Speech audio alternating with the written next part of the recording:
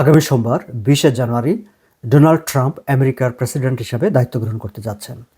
এ উপলক্ষে বর্ণাঢ্য অনুষ্ঠানমালার আয়োজন করা হয়েছে। তবে প্রতিবেশী দেশ কানাডার প্রধানমন্ত্রী জাস্টিন ট্রুডো সেই অনুষ্ঠানে যোগ দিচ্ছেন না।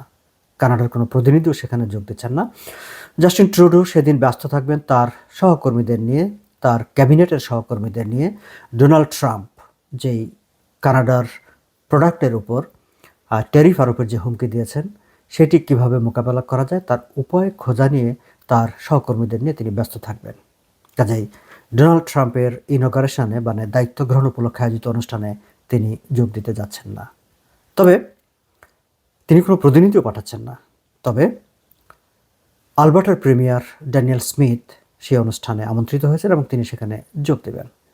দর্শক, আপনাদের নিশ্চয় মনে আছে যে গত সপ্তাহে তিনি ডোনাল্ড ট্রাম্পের সঙ্গে দেখা করে এসেছেন এবং বেশ খানিকটা সময়ও কাটিয়ে এসেছেন তার সঙ্গে।